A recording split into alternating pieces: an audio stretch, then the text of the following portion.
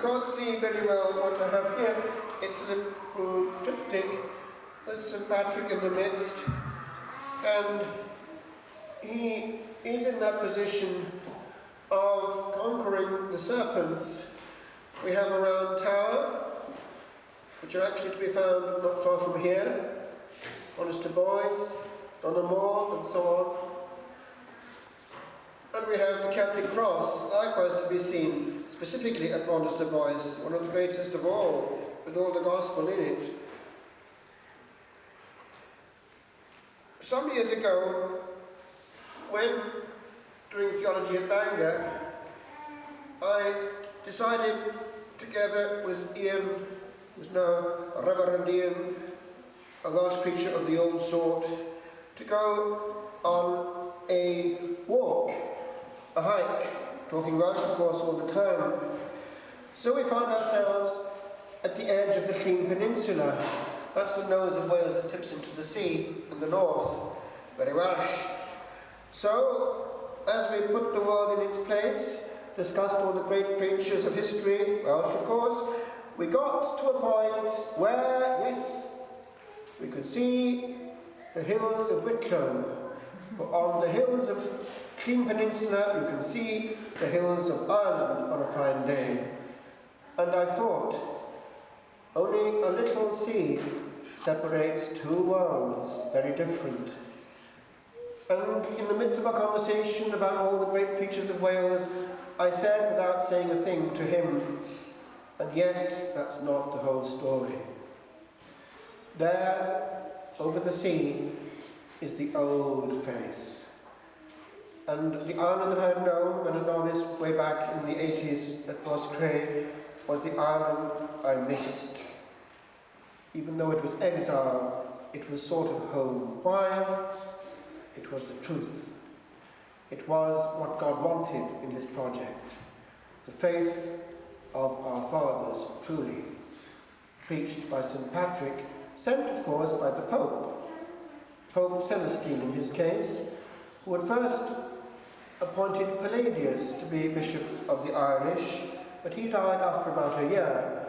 And word got round that there is a man who knows the Irish language and culture. Patrick, that's not his real name actually, but that's not the story. He was therefore consecrated and sent. Now, we know from testimony that when the gospel arrives in a land for the first time, things happen which are not just human. You can ask any missionary and he will tell you. Man and God in that situation walk hand in hand, and providence and indeed the spectacular comes into play. And we know from the confession of St. Patrick that that was what was happening, miracles and wonders, which meant that the simple people realized, well, this is a superior power. And remember, that's no small victory, given the power that the Druids had, power over life and death. They were feared. And we are in the area where it all started. Indeed, the bishop will be up on Slane this afternoon, and prayer will happen there, as it happens every St. Patrick's Day, and also every Easter Day. They light the fire, as Patrick did in 433. And remember, on the other hill, which they could see, Tara, the High King, saying, when he saw this illegal fire happening at Easter before he'd given permission, he had to write it, it was his due, his druid said in prophecy, unwittingly, if that fire remains lit until dawn, it will never be put out. And the fire is still there. Now, when I was a novice in the mid-80s there in Roscrea, I remember how massively still Ireland was practicing. The faith was there, it was just taken for granted, and I was moved to see a land of faith and prayer. Grace dense in the air. And by the way, do you remember, some of you who are older, how things happened in the mid-80s in Ireland? Do you remember those moving statues, all the grottos of Lourdes started to do things throughout the land, and Our Lady apparently did say something. There were 5 young men, one of which is still died, Barry, on a motorbike, but she did have things to say, and she said this. She was pleased with Ireland, kept the faith, but she warned. We had 10 years. Calculate, make a jump, what happens in the mid-90s. And she warned, unless we listened to her warning, that, and we didn't understand this at the time, the devil would take over the church. We hadn't a clue what it meant.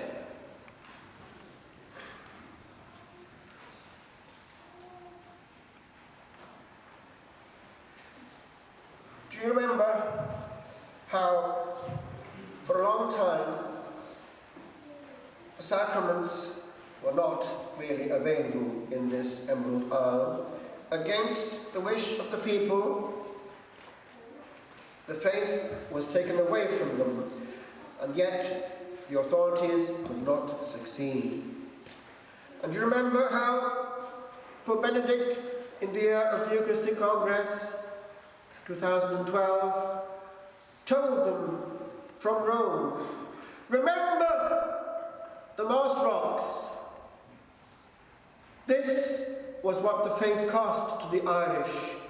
Thousands upon thousands refused to take the soup. Thousands upon thousands paid the penalty. Thousands upon thousands were shipped off to the Barbados. We forget all these Irish. This is what it meant to hold on, morticus, to the faith of our fathers, which Wales just let go. Unfortunately, not of its own volition, but practically out of anemia. They couldn't get the sacraments. The priests couldn't get back. Now, in that period, many saints whizzed like rockets unto heaven, many of which will never be honoured or known. And in the subsequent centuries, all the hidden sanctity of the Irish was seen by the angels that wept. Remember the poverty, remember the famine, remember how they always trudged, even barefoot at times, to find the holy sacrifice in all weather and starving. Well, this morning I picked up this testimony, which is one amongst many. By the way, this book was in a dustbin. A friend of mine, Damon Richardson, found it there years ago, and though he wouldn't be inclined to read, he read it from cover to cover and said, "This must be known!" And by his own expense got it published, The Martyrs, by Reverend D. Murphy, S.J. Well, here is a picture, typical, it's a torture in progress. And this was a holy archbishop, the Archbishop of Cashel.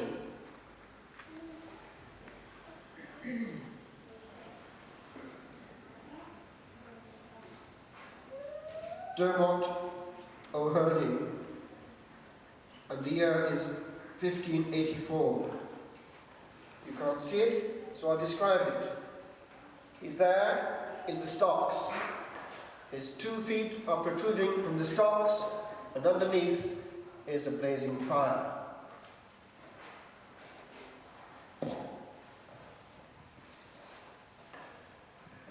In the cries of the Archbishop of which I speak, there was no trace of loud murmuring, no token of an impatient mind, no complaint like that of Esau in his sorrow, no weeping or lamentation, no feigned tears, but the pious outbursts of a Christian soul, which felt the bitterness of its tortures. For he was a man of sorrow and acquainted with infirmity, and from the sole of his foot to the crown of his head he was in torture. Not only his feet and legs were penetrated by the hot oil and salt, Not only did the skin and flesh fall from the joints, not only were the muscles and nerves, the veins and arteries saturated with the fiery mixture, not only were the limbs and sinews and bones pierced by this fierce fluid, but his whole body was devoured by the heat, and at the same time bathed in a cold sweat. With a loud voice he used to cry out, "Jesus, Son of David, have mercy upon me."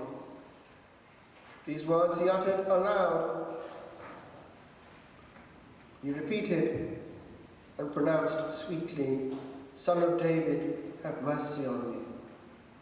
And the raising of his voice with the elevation of mind was joined with the sweet harmony of his virtues. The instrument of fire stretched the strings, but it sent forth the one melody of the Orthodox faith.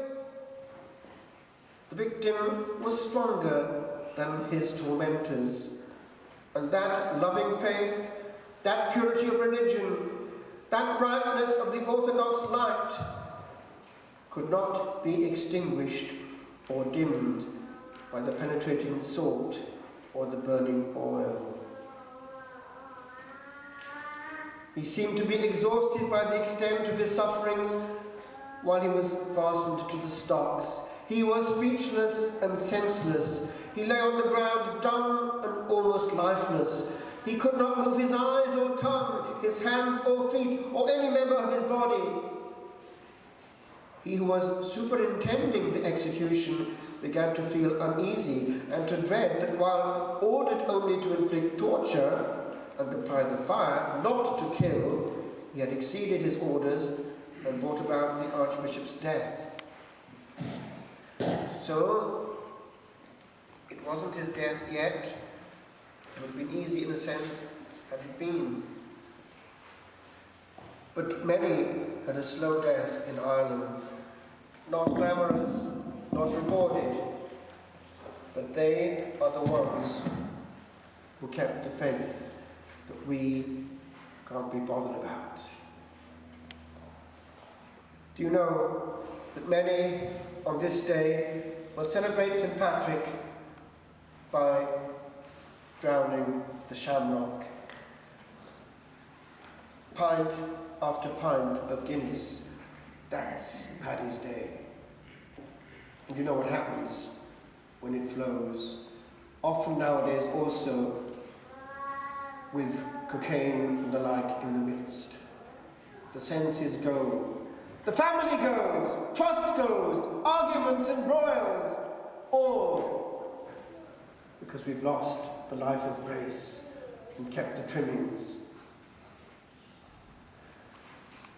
In these days of which this speaks, there were very little trimmings. Anything which was there in the way of a church was very flimsy. You may have heard this before, but it's worth quoting again, just lest we forget. There lived on the western shores of Ireland, a few miles from my native town in Galway, says this witness, a good woman who was accustomed every Sunday of her life to be present at the Mass, and on the first Sunday of every month to receive Holy Communion. Notice the care. The famine came. She was then an old woman. Her sons had gone away to look for work here and there, with the promise that they would come to her and keep her in life if they could. Her daughters had emigrated, and she was left alone in the world with her youngest child, a boy of 12 or 14 years of age. They lived together, the old woman and the boy, and when the distress came upon the country to such a degree that all were dying, the boy cried for food, and the old woman had nothing to give him. Wasting away on her eyes, at length one day he laid his hand upon her bosom, and uttering one dreadful cry, died! She was weakened by hunger, so much so that she was not able to go out of the house to the neighbours to get them to assist in burying him. For 2 days he lay dead upon the floor, and she, dying with a broken heart, dying with no one to put a cup of water to her lips, dying of hunger and thirst, she lay for those 2 days and nights beside the dead. On the third morning, which was Sunday, she heard the chapel bell ringing for Mass. When she heard it, on her hands and feet, she crawled out of the house and tried to take herself to the chapel about a mile away. 3 times she fell on the road. Those who were stricken nearly as badly as she was, as they passed, lifted her up, laid her against the hedge, and gave her a drink of water from the running stream. She fell again and again. At length she crawled, till she came to a point on the road where she could see the chapel door open. The priest was on the altar saying Mass. When she caught sight of him, lifting up her dying hands and eyes to God, she cried, "Eternal praise to the Blessed Virgin Son," and fell back, a corpse. My friends, these are those who went before us unto glory. Now, Old Nick, the serpents of Old Nick, driven out by Patrick, are in our midst. In our rooms, on the goggle box, in our pockets, on the screen, in our pubs, in the blasphemies, even in our churches, for we have forgotten the greatest treasure that our fathers had and the care they had for it. Let us not forget where we came from. Ireland gave the faith to many countries. It could be yet again a burning lamp. Patrick, from glory, look upon our land. We hand it back to you. Protect us and shield us from the serpent that you drove out. Today we pray for Hugh, who was very much part of our life. He loved the Latin Mass. We spent time together, travelled many kilometres together, even outside this country. He was only 42 when the Lord called him unexpectedly, but we know that he's safe. I prepared him just before he lost consciousness. Hugh, I said to him as I went away from the hospital, "You're great. What are you?" And between the tubes he said, "Great." Hugh, remember us where you are too.